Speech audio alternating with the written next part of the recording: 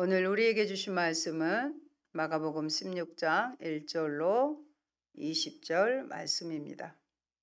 신약성경 84쪽이고요. 8절까지 합독하도록 하겠습니다. 안식일이 지남에 막달라 마리아와 야고보의 어머니 마리아와 또 살로메가 가서 예수께 바르기 위하여 향품을 사다 두었다가 안식 후 첫날 매우 일찍이 해 돋을 때에 그 무덤으로 가며 서로 말하되 누가 우리를 위하여 무덤 문에서 돌을 굴려주리요 하더니 눈을 들어본즉 벌써 돌이 굴려져 있는데 그 돌이 심히 크더라. 무덤에 들어가서 흰 옷을 입은 한 청년이 우편에 앉은 것을 보고 놀라매 청년이 이르되 놀라지 말라. 너희가 십자가에 못 박히신 나사렛 예수를 찾는구나. 그가 살아나셨고 여기 계시지 아니하니라. 보라, 그를 두었던 곳이니라. 가서 그의 제자들과 베드로에게 이르기를 예수께서 너희보다 먼저 갈릴리로 가시나니 전에 너희에게 말씀하신 대로 너희가 거기서 배우리라 하라 하는지라. 여자들이 몹시 놀라 떨며 나와 무덤에서 도망하고 무서워하여 아무에게 아무 말도 하지 못하더라. 아멘. 오직 예수님, 예수 그리스도의 은혜와 평강이 넘칠지어다. 아멘. 오늘 우리에게 주신 말씀은 마가복음 16장 1절로 20절입니다. 마지막 장이죠. 부활의 증인들이라는 말씀을 드립니다. 마가복음 16장은 예수님의 지상 생애를 마감하는 사건들에 대한 기록입니다. 6부분으로 구성되어 있는데 부활절 새벽에 무덤을 찾아간 세 여인의 이야기, 막달라 마리아의 이야기, 시골로 가던 두 제자의 이야기, 11 제자에게 나타나신 예수님 이야기, 예수님의 승천 기사, 또 마가복음의 끝입니다. 예수님의 부활은 구속사의 새로운 장을 여는 하나님의 역사입니다. 예수님은 하나님의 구속 계획을 따라 인류의 죄를 대속하기 위해 십자가의 죽음을 기꺼이 담당하셨습니다. 예수님께서 부활하신 그 아침, 인류의 역사에는 새 아침이 밝아왔습니다. 이것은 실로 제2의 창조이며 구속사의 새로운 출발이었습니다. 이 질서는 깨어지고 새 질서, 새 역사가 시작된 것입니다. 주님의 희생과 속죄와 승리의 모습은 하나님의 구속사의 결론을 우리에게 보여줍니다. 우리도 이 승리의 길을 따라 성실하게 제자의 길을 가노라면 언젠가 동일한 승리의 노래를 우리 주님께 올릴 수 있을 것입니다. 첫 번째, 예수님의 부활입니다. 죽음과 부활에 관한 예수님의 예언을 귀담아 듣고 예수님의 부활을 기다린 사람은 아무도 없었습니다. 예수님의 체포와 함께 뿔뿔이 흩어진 제자들도 기적을 기대하지 않았습니다. 반대로 그들은 극도의 공포와 슬픔에 사로잡혀 있었습니다. 그들에게도 인생의 종말을 의미했습니다. 막달라 마리아, 야고보와 요새의 어머니, 예수님의 이모 되시죠. 또 살로메, 사도 야고보와 요한의 어머니 이 살로메를 비롯한 N7명의 여인들도 같은 심정이었습니다. 안식일이 지나자마자 새벽에 그들이 예수님의 시신을 묻어둔 무덤을 찾아간 것은 그들이 유독 예수님의 말씀을 깊숙이 간직하고 있었고 독실한 믿음을 가지고 있었기에 기적을 기대하다가 부활하신 예수님을 맞으려고 했기 때문이 아니었습니다. 안식일의 시작에 임박하여 급히 예수님의 장례가 진행되었기 때문에 제대로 표현할 수 없었던 예수님에 대한 마지막 사랑과 존경을 마저 표하기 위해서였습니다. 죽음을 초월한 믿음을 가진 사람은 아무도 없었습니다. 그것은 사람이 믿을 수 있는 그런 종류의 것이 아니었습니다. 그러나 하나님은 이 여인들의 순수하고 아름다운 행동을 사용하셔서 독생자 예수님의 부활 사실을 목격하고 알릴 증인들이 되게 하셨습니다. 하나님의 기적은 아무도 기대하지 않을 때 힘있게 나타났던 것입니다. 안식일이 지나서 아마 토요일 밤쯤에 그들은 향품을 사두었을 것입니다. 어느 정도의 향품은 이미 준비되어 있었지만 예수님을 향한 그들의 사랑과 존경이 행여와 모자랄 것을 염려하고 더 많은 향품을 위해 돈을 사용했을 것입니다. 오랫동안 예수님을 따르고 봉사하고 헌신하던 이 여인들이 이제 예수님을 위해 더 할 수 있는 일이라고는 이것밖에 남아있지 않았습니다. 밤이 지나고 안식 후 첫날의 아침이 다가오고 있었습니다. 그 이른 새벽에 여인들은 향품을 챙겨 집을 나섰습니다. 무덤을 보아두었던 막달라 마리아, 야고보와 요새의 어머니가 길을 알고 있었습니다. 그들은 아직 어두운 길을 조심스레 재촉하였고 그들이 무덤에 도착했을 때쯤 어스러이 날이 밝아오고 있었습니다. 굴 무덤이 큰 돌로 막혀 있다는 사실을 두 여인은 깜빡 잊고 있었을까요? 예수님을 향한 근심과 슬픔, 존경과 설레는 마음이 이 중요한 사실을 잊게 만들었을까요? 그들은 돌을 옮길 아무 계획도 없이 길을 떠났던 것입니다. 무덤에 거의 도달해서야 이 사실을 기억하고서 모두가 걱정에 휩싸였습니다. 도대체 누가 돌을 굴러내어 줄 것인가? 그 돌은 여인들의 힘으로 굴리기에는 너무 큰 것이었습니다. 또 여인들이 모르는 다른 방해물도 있었습니다. 군인들이 지키고 있었고 돌문을 빌라도의 이름으로 임봉해 놓았다는 사실을 누구도 알지 못했고 걱정조차 할 수 없었습니다. 그러나 그런 걱정은 기우였습니다. 하나님은 이미 천사를 보내서 여인들 앞에 놓인 단 하나의 장애를 제거하심으로 자신의 일을 진행하셨습니다. 여인들이 무덤에 도착하여 막 고개를 들었을 때 그들은 자리가 옮겨진 바위 문과 입을 떡 벌리고 있는 컴컴한 굴 입구만을 볼 수 있었습니다. 그들이 예수님의 무덤에 이르러 본 것은 예수님의 시체가 아니라 흰옷 입은 청년, 곧 천사였습니다. 이미 예수님의 무덤은 비어 있었고 천사만이 예수님의 영광스러운 부활 소식을 전해주기 위해 빈 무덤을 지키고 있었던 것입니다. 예수 그리스도의 부활은 그가 진정 모든 인류가 속박당했던 사망의 권세를 깨뜨리시는 구세주이심을 보여줍니다. 그렇다면 여러분은 이 약속을 믿고 기다리며 사시는지요? 부활을 기대하는 소망으로 나의 가슴이 넘치는가요? 둘째, 부활하신 주님의 나타나심입니다. 예수님께서는 막달라 마리아에게 처음으로 나타나셨습니다. 즉 자신을 보여주신 것입니다. 마리아는 앞선 여인들과 달리 메시지를 제자들에게 전달했습니다. 그러나 제자들은 믿지 않았습니다. 왜냐하면 그들의 마음이 완악했기 때문입니다. 제자들은 예수님을 고난의 메시아로 이해하기를 거부하였고 많은 사람들 앞에서 그를 부인하였습니다.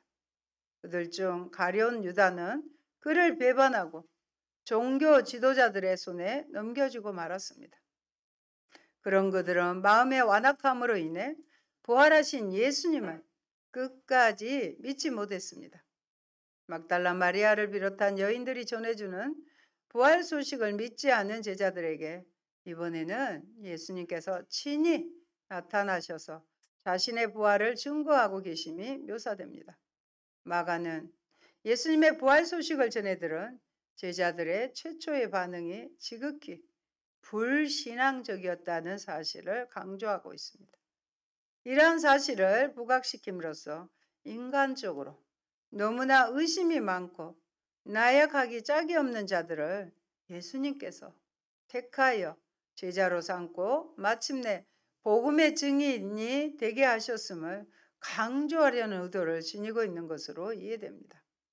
하나님께서는 우리의 믿음을 통하여 역사하고 계시다는 사실을 여러분이 인정하십니까? 셋째, 예수님의 지상 명령과 승천입니다. 제자들의 완악함과 불신앙에 대해 책망하시던 예수님께서 이제 너희는 온 천하에 다니며 만민에게 복음을 전파하라고 명령하셨습니다. 이는 예수님의 책망과 교훈이 예수님의 부활을 믿지 못했던 제자들을 치유하시고 회복하셨음을 암시합니다. 교회의 지상과세는 여러분 복음 전파입니다. 15절 말씀을 보면 제자들을 향한 주님의 최후 명령이 나옵니다. 곧 너희는 온 천하에 다니며 만민에게 복음을 전파하라는 것입니다. 즉 주님은 복음의 세계 전파를 명령하신 것입니다. 주님은 여기서 선교의 방법과 선교의 대상, 선교의 내용을 분명하게 제시하여 주십니다. 선교의 방법은 온 천하에 다니는 것입니다. 그래서 교회가 선교사를 파송함에 있어 그 어떤 것도 편견을 두지 말고 모든 지역에 보내야 할 것을 알게 합니다. 선교의 대상은 만민입니다. 만민의 기본 의미는 모든 피조물입니다. 즉 모든 사람들을 새로운 피조물이 되게 하는 것이 교회와 성도의 지상 과제이고 선교의 궁극적인 목표입니다. 이전 것이 새롭게 될 수 있는 유일한 통로가 예수 그리스도를 믿는 것이기에 주께서는 선교를 우리의 지상 과제로 주셨으며 우리 또한 때를 얻든지 못 얻든지 이것에 힘쓰지 않으면 안 됩니다. 그러므로 선교에 무관심하거나 이를 실행하지 않는 이들은 주께서 주신 가장 중요한 임무를 외면하는 것이며 이와 같은 교회와 개인들은 아무리 열심히 살지라도 주님의 칭찬을 기대하기가 어렵습니다. 선교는 천하보다 귀한 생명을 살리는 가장 중요한 일입니다. 여러분, 위대한 일생의 기초는 누구에 의해서 쓰임받는가 하는데 달려 있습니다. 아무리 탁월한 능력과 놀라운 지혜를 가졌다 해도 마귀에게 쓰임받는 사람들은 위대한 인생을 살 수가 없습니다. 그러나 환경이나 여건이 보잘것없고 미미함에도 불구하고 하나님께 쓰임받는 사람들은 위대한 삶을 살게 됩니다. 오늘 본문에 나오는 11명의 사람들은 문벌이나 학벌, 사회적인 지명도 등 어느 것 하나도 내세울 것이 없었지만 주님께 쓰임받음으로 위대하게 되었습니다.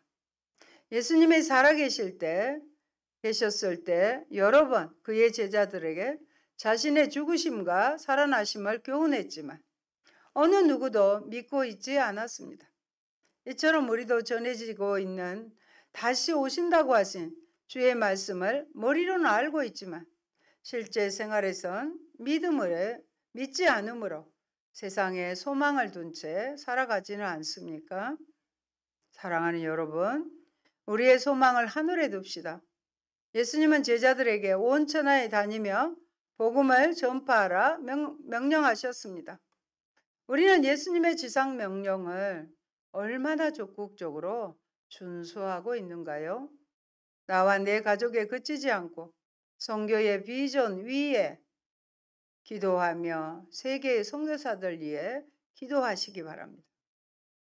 예수님께서 부활하신 후의 사역을 마치신 후에 하늘로 올리우셨습니다. 거기서 예수님은 영광과 권위를 상징하는 하나님 우편에 앉으셨습니다. 이 사실은 스데반이 본 환상에 의해 초대교회 신자들에게 증명되었습니다.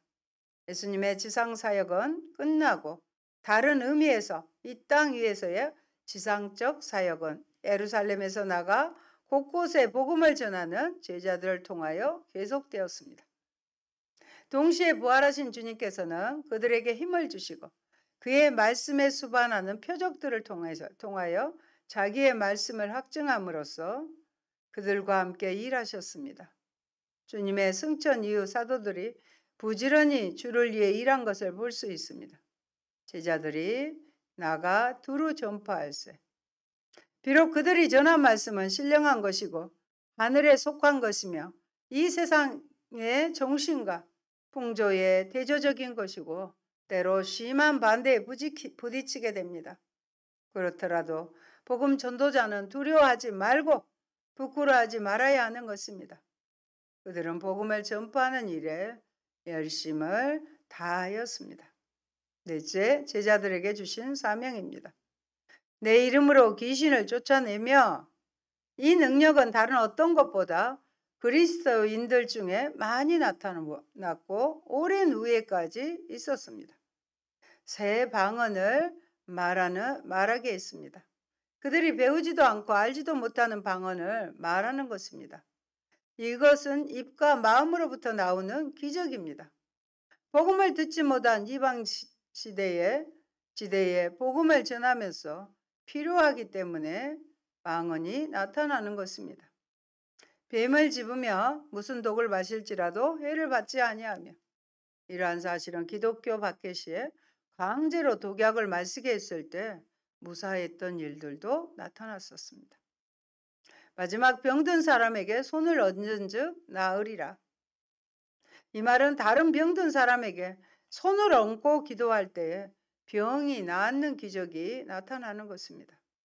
교회 장로들이 주의 이름으로 기름을 바르며 이하여 기도할 때 병이 낫는 일이 많았다고 합니다. 여러분, 부활하신 후 40일 동안 지상에 머물러 계신 예수님께서 드디어 하늘로 승천하실 때가 되자 온 천하에 다니며 만민에게 복음을 전파하라는 지상 명령을 제자들에게 주셨습니다. 물론 제자들이 이 복음을 증거하기에 필요로 하는 권능 또한 약속하셨습니다. 예수님께서 승천하신 후에 제자들은 지난날의 나약함과 불신앙을 떨쳐버리고 전혀 새로운 모습으로 복음을 담대히 전파하기 시작했습니다. 과연 예수님께서 약속하신 대로 놀라운 표적들이 일어났는데 이 일은 결국 제자들로 하여금 더욱 강하게 복음을 전파할 수 있도록 힘을 실어주었고 하나님의 통치를 보여주는 증거들이 되었습니다. 승천은 예수님의 사역을 하늘에서의 사역으로 전환하는 놀라운 사건입니다. 예수님은 지상 생애 동안에 이루어야 될 하나님 나라의 복음 전파와 십자가의 죽음 그리고 부활과 40일간의 사역을 모두 마치셨습니다. 이제 그는 승천하셔서 하늘에서 행해야 할 자신의 사역을 이루어 가십니다. 하늘에서의 예수님의 사역입니다. 대제사장으로서 하나님 나라의 새 백성을 변호하십니다. 이것은 부활을 통해서 성취된 재창조의 역사가 지속되며 하나님 나라가 확장되도록 하는 사역입니다. 예수님은 하늘에 계셔서 하나님 나라의 백성된 모든 그리스도인들이 주님의 뜻을 이루도록 능력을 더하십니다. 그들을 위해 그래서 변호하시고 넉넉히 이길 수 있도록 우편에서 중보하십니다. 그리고 하나님 우편에 앉아 통치하십니다. 하나님 우편은 존귀와 영광과 권세의 자리입니다. 이는 히브리서 기자의 말처럼 예수님께서 멜기세덱의 반차를 쫓아 의와 평강의 왕이 되심을 시사합니다. 하나님께서는 부활과 승천을 통해서 예수님을 자신의 우편에 앉히심으로 영광과 존귀로 관을 씌우셨고 온 우주로 하여금 예수님의 이름 앞에 무릎 꿇도록 하셨고 주로 시인하도록 하셨습니다. 만유의 주가 되게 하셨으며 만물 위의 머리가 되게 하셨습니다. 하늘과 땅을 다스리는 모든 권세를 가지심으로 온 우주를 통치하는 왕이 되셨으며 지금도 온 세상을 다스리십니다. 제자들을 통해 하나님 나라를 확장시키고 계십니다. 예수님은 승천하기 직전 제자들에게 예루살렘을 떠나지 말고 하나님께서 약속하신 보혜사 성령의 임재를 기다리라고 명령하셨습니다. 제자들이 오순절에 이르러 예수님의 명령대로 예루살렘에 모여 있을 때 성령께서 제자들에게 임하셨습니다. 예수님께서 아버지 곁으로 가심으로 임하게 될 성령님의 함께하심은 예수님께서 제자들과 함께하는 방법이었습니다. 예수님은 성령으로 말미암아 제자들 안에서 잘 기억하세요. 또 모여있는 제자들과 함께 제자들을 위해 일하십니다. 제자들 안에서 제자들과 함께 제자들을 위해 일하시는 분이 보혜사 성령님이십니다. 온 천하에 다니며 만민에게 복음을 전파라는 이 딱의 말씀을 이제는 성령님의 동행하심으로 지키게 되었습니다. 우리도 이러한 하나님 나라 건설의 새 역사에 참여하기 위해서는 성령을 따라 살아야 하며 성령의 생각으로 살아야 합니다. 성령님을 통해서만이 하나님의 부요하심에 참여할 수 있습니다. 성도의 능력 있는 삶은 부활 안에 있고 성도의 존귀한 삶은 승천 안에 있습니다. 이 복음을 만민에게 전하기에 저와 여러분은 매일 어떠한 수고를 하고 있는가요? 나는 어떤 방법으로 하나님 나라 건설에 참여하고 있습니까? 예수님을 말하고 증거하는 일은 나의 운명이다. 운명임을 고백합시다. 여러분, 우리 사역에 주님이 동역하고 계십니다. 아멘. 그 따르는 표적으로 새 왕국의 권위와 능력을 선포합시다. 이제 말의 권세를, 믿음을 가지고 여러분 선포하시기 바랍니다. 말씀이 두루 확산될 수 있도록 제자들처럼 땅끝까지 나아갑시다. 구원의 유일한 통로는 예수님을 믿는 것입니다. 16절에 보면 예수님을 믿는 것과 믿지 않음의 차이가 무엇인지 나옵니다. 믿고 세례를 받는 사람은 구원을 얻고 믿지 않는 사람은 정죄를 받게 된다는 이 선포는 모든 사람들이 귀담아 들어야 할 경고의 메시지입니다. 이 세계에는 수많은 종교와 신들이 있어서 사람마다 자기가 믿는 신들과 자신이 속한 종교에 충실하고자 최선을 다합니다. 하지만 예수 그리스도 이외에 어떤 종교, 어떤 신들도 사람을 구원하지는 못합니다. 죄의 결과인 사망, 죽음의 문제를 해결하지 못하였기 때문입니다. 그러므로 모든 사람은 오직 예수님을 믿음으로만 구원을 얻을 수 있습니다. 예수님께서 하신 말씀을 살펴볼까요? 요한복음 14장 6절입니다. 제가 곧 길이요 진리요 생명이니 나로 말미암지 않고는 아버지께로 올 자가 없느니라. 아시죠? 이렇게 말씀하셨어요. 베드로는 예수 그리스도 외에 뭐라고 말씀하셨을까요? 사도행전 4장 12절입니다. 같이 봅니다. 소나 인간의 구원을 얻을 만한 다른 이름을 우리에게 주신 일이 없느니라. 예수 그리스도 이외에 구원자의 이름을 주신 적이 없다는 거예요. 그렇게 단언했어요. 그렇습니다. 예수님만이 구원을 위한 유일한 통로가 되십니다. 혹자는 왜 꼭 예수 그리스도라야 하는지 의문을 제기합니다. 공자도 있고 석가도 있고 모하메드도 있는데 왜 꼭 예수를 믿어야만 구원이 가능한가 의문을 가지는 이들이 적지 않습니다. 그 대답은 간단합니다. 예수님만이 유일하게 무죄한 자, 죄가 없는 자로서 인류를 대신하여 죽으심으로 구속 사역을 완성하였기 때문입니다. 하나님 앞에서는 모든 사람이 죄인이며 구원을 얻기 위해서는 예수님의 이름만이 필요합니다. 예수 이름으로 구원을 얻죠. 정녕 예수님께 대한 믿음 여부는 구원과 멸망의 절대적인 기준이 됩니다. 어느 때나 마찬가지였지만 우리가 처한 현실도 전도나 선교를 위해 그리 썩 좋은 환경은 못 됩니다. 하지만 우리가 어떤 형편 중에 이 일을 하든지 하나님께서는 항상 우리와 함께 하십니다. 그러므로 선교, 곧 복음을 전하는 일은 뒤로 미뤄서도 안 되고 포기하는 일이 있어서도 안 됩니다.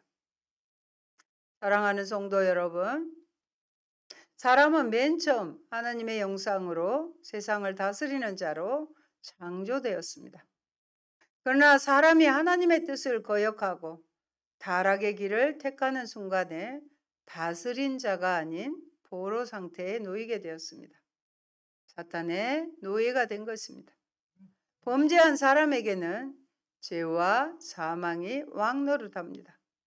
이러한 상태에 있는 인류를 구원하기 위하여 예수님은 성김의 종으로 오셨습니다. 진정한 리더십은 사람을 어떤 상태로 살리느냐에 있습니다. 그 영향력을 통하여 사람들이 어떻게 얼마나 변화되었느냐가 중요합니다. 결국 리더십의 결과가 중요하죠.